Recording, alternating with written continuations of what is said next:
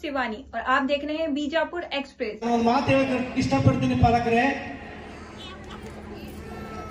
ಸಿದ್ದೇಶ್ವರಪ್ಪ ನಾವು ಇವತ್ತು ಕಳ್ಕೊಂಡಿರ್ಬೋದು, ಆದ್ರೆ ಅವ್ರ ಉಸಿರು ಹೋಗಿಲ್ಲ. ದಯವಿಟ್ಟು ಇವತ್ತು ಅವ್ರ ಉಸಿರು ಇದೆ ಅನ್ನೋಕೆ ಕಾರಣ ಇವತ್ತು ವೇದಿಕೆ.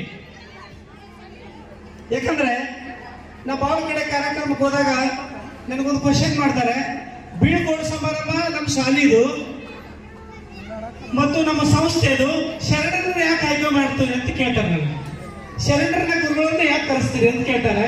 ನಾವಾಗ ಪಾಲಕರಿಗೆ ಮತ್ತು ಮಕ್ಕಳಿಗೆ ಹೇಳೋದು ಒಂದೇ, ಜ್ಞಾನ ಶಾಲೆಯಲ್ಲಿ ಸಿಗುತ್ತೆ, ಅನುಭವ ಗುರುಗಳಲ್ಲಿ ಸಿಗುತ್ತೆ.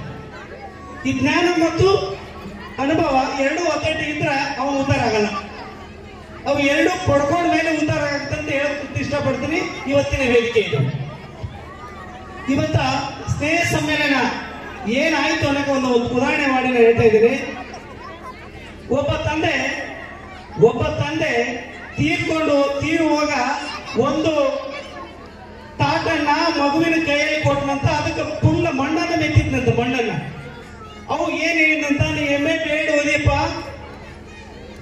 ನಿನಗೆ ನೌಕರಿ ಆಗುತ್ತೆ ಇಲ್ಲ ಗೊತ್ತಿಲ್ಲ, ಈ ಪೆಲೆಟ್ ಅನ್ನ ಉಳಿಸ್ಕೊಂಡು ಹೋಗು ಅಂತ ಹೇಳಿದಂತ. ಅವನು ವಿಚಾರ ಮಾಡಿದಂತ, ನಮ್ಮ ಅಪ್ಪ ನೌಕರಿ ಆಗುತ್ತಾ ಇಲ್ಲ ಅಂತ ಹೇಳೇನ, ಆದ್ರೆ ಈ ಪಿಲೆಟ್ ಕಾಯ್ಕೊಂಡು ಹೋಗಂತ ಹೇಳೇನಲ್ಲ, ಹೆಂಗ್ ವಿಚಾರ ಮಾಡ್ಬೇಕು ಅಂತ ಕೇಳಿದಾಗ ಆ ಒಬ್ಬ ಗುರುಗಳ ಹತ್ರ ಬಂದ್ರು. ಆ ಗುರುಗಳು ಯಾರಂತೂ ತಮ್ಮ ಗಮನಕ್ಕೆ ಬಂತ. ಆಮೇಲೆ ಆ ಗುರುಗಳ ಬಂದಾಗ, ಗುರುಗಳೇ ನಮ್ಮಪ್ಪ ತೀರೋದ್ಮೇಲೆ ನನಗೊಂದು ಪಿಲೇಟ್ ಕೊಟ್ಟಾನೆ, ಇದು ಎಲ್ಲ ಮಣ್ಣು ಮೆತ್ತೇನ, ಇದು ಏನಂತ ಗೊತ್ತಾಗಲ್ಲ, ಇದನ್ನ ನೀವು ಹೇಳ್ರಿ ಅಂತಂದಾಗ ಆ ಗುರುಗಳು ಹೇಳ್ತಾರೆ, ಇದರ ನನಗೆ ಅರ್ಧ ಭಾಗ ಕೊಡ್ತೀನಿ ಅಂತ ಹೇಳ್ತೀನಿ ಅಂತ. ಅವಾಗ ಅರ್ಧ ಭಾಗ ಕೊಡ್ತೀನಿ ಅಂತ ಹೇಳ್ತೀನಿ ಅಂತಂದಾಗ ಅಲ್ಲಿಗೆ ಎಂಟ್ರಿ ಕೊಟ್ಟವ್ರು ಇಬ್ರು, ಒಬ್ರು ಬಾಪುಗೌಡ್ರು, ಆಮೇಲೆ ಕೌಲ್ಗಿ ಸರ್. ಮೂವರು ಸಂಗಮ ಆಯ್ತು ಅಲ್ಲಿಗೆ. ಅವಾಗ ನಾನು ಹೇಳಿದೆ, ನೋಡಪ್ಪ ನನಗೆ ಅರ್ಧ ಬೇಕಾಗಿಲ್ಲ, ಇವ್ರೇನ್ ಬಂದಾರ ನೋಡು, ಇವ್ರಿಗೆ ಅರ್ಧ ಕೊಟ್ಬಿಡು, ಅದ್ರಾಗ ಏನಾದ್ರು ಮಹತ್ವ ನಾ ಹೇಳ್ತೀನಿ ಅಂತ ಹೇಳಿದೆ. ಅವಾಗ ಸರ್ ಒಬ್ರು ಮೊದಲು ಅರ್ಧ ಅಂದ್ರಿ, ಮತ್ತೆ ಈಗ ಇಬ್ರಿಗೆ ಅರ್ಧ ಕೊಡುವಂತ ಹೇಳ್ತಿರಲ್ಲ, ಏನಿದ್ರ ಮಹಿಮಾ, ತಾಟಿನ ಮಹಿಮೆ ಏನು? ಅವಾಗ ತಾಟಿನ ಮಹಿಮನ್ನ ಇವತ್ತು ನಾ ಬಿಚ್ಚಿಡ್ತಾ ಇದ್ದೀನಿ ಪಾಲಕರೇ. ಇವತ್ತು ನಾ ಒಂದು ಕಾರ್ಯಾಲಯ ಓಪನಿಂಗ್ ಮಾಡಿದೆ, ನನಗೆ ಕೆಲಸ ಕಟ್ ಮಾಡೋದಿಲ್ಲ, ಯಾವಾಗಲೂ ಜೋಡಿಸೋದು. ಕಟ್ ಮಾಡೋದಲ್ಲ, ನಾ ಜೋಡಿಸೋದು. ಅದಕ್ಕಾಗಿ ಕತ್ರೆ ಹಿಡಿಲಿಲ್ಲ ನಾನು, ಅದ್ರ ಗಂಟನ್ನ ಬಿಚ್ಚಿದೆ. ಇವತ್ತು ಈ ಸಂಸ್ಥೆ 8 ಗಂಟೆ ಇದ್ದಾವ ಗೊತ್ತಿಲ್ಲ, ಇವತ್ತು ಬಿಚ್ಚಿನ ಅಂತ ಹೇಳಕ್ ಇಷ್ಟಪಟ್ಟೆ.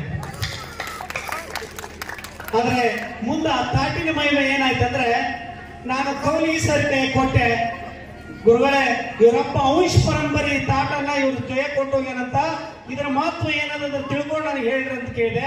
ಕೌಲ್ಗಿ ಸರ್ ಹೇಳಿದ್ರು, ಸರ್ ಗುರುಗಳೇ ನನ್ನ ಅನುಭವ ಜ್ಞಾನ ಶಿಕ್ಷಣದಲ್ಲಾಗಿದೆ, ಅದರ ಅನುಭವ ನನಗಾಗಿಲ್ಲ, ನೀವು ಏನ್ ಹೇಳ್ತೀರಿ ಅದನ್ನ ಕೇಳ್ತೀನಿ ಅಂದ್ರು. ಅವಾಗ ನಾವು ಬಾಪುಗೌಡ್ರು ಕೇಳಿದೆ, ಏನ್ ಮಾಡಾಕತ್ತೀರಿ ಅಂತ ಹೇಳಿ. ನಾವು ಇವತ್ತು ಉದ್ಘಾಟನೆ ಮಾಡಾಕತ್ತೀವಿ, ಆ ಪ್ಲೇಟ್ ಇಲ್ಲೇ ನೀವು ತಗೊಂಬರ್ರಿ, ಏನ್ ಮಾಡ್ತೀರಿ ನೋಡ್ತೀವಿ ಅಂತಂದಾಗ, ಆ ಪ್ಲೇಟ್ ಏನಾಗಿತ್ತಂತಂದ್ರೆ, ಇವತ್ತು ಬಾಪುಗೌಡ್ರು ಸರ್ಗೆ ಮತ್ತು ಕೌಲ್ಗಿ ಸರ್ ಕೈನ ಕೊಟ್ಟು ಆ ಪ್ಲೇಟ್ ಅನ್ನ ಕ್ಲೀನ್ ಮಾಡಿಸಿದೆ ಬಂಧುಗಳೇ. ಆ ಕ್ಲೀನ್ ಮಾಡಿಸಿದಾಗ ಆ ಪ್ಲೇಟ್ ಬಂಗಾರದಾಗಿತ್ತು. ಆ ಪ್ಲೇಟು ಬಂಗಾರದಾಗಿತ್ತು. ಆ ಬಂಗಾರನ ಇವತ್ತು ಇಡೀ ಕರ್ನಾಟಕ ತುಂಬಾ ಎಲ್ಲಿ ಓದಿರಿಪ್ಪ ಅಂದ್ರೆ ಎಕ್ಸಲೆಂಟ್ ನಲ್ಲಿ ಓದಿವಿ. ಎಲ್ಲಿ ಓದಿವಿ ಅಂತಂದ್ರೆ ಬಿಜಾಪುರ ಎಕ್ಸಲೆಂಟ್ ನಲ್ಲಿ ಕಲ್ತೀವಿ. ನೀವೇನಾಗಿದೆಪ್ಪ ಅಂದ್ರೆ ನಾ ಪೊಲೀಸ್ ಆಗಿದ್ದೀನಿ, ನಾ ತಹಸೀಲ್ದಾರ್ ಆಗಿದ್ದೀನಿ, ನಾ DC ಆಗಿದ್ದೀನಿ ಅಂತ ಹೇಳ್ತಾ ಇದ್ದಾರಲ್ಲ. ಇವತ್ತು ಬಂಗಾರ ತಾಟನ್ನ ಈ ರೂಮ್ ನಲ್ಲಿ ಇಟ್ಟೋಗಿರ್ತೀನಿ, ನೀವು ಹೆಂಗ್ ಉಪಯೋಗಿಸ್ರಿ, ಆ ತಾಟನ್ನ ಯಾರಿಗೆ ಕೊಡ್ಬೇಡಿ ಅಂತ ಹೇಳ್ತಾ ನನ್ನ ತೊಂದರೆ ನುಡಿಗೆ ಇಡೋದು ಹೇಳ್ತೀನಿ. ಜೈ ಸಿದ್ದಪ್ಪ ಜಯಮ್ಮ.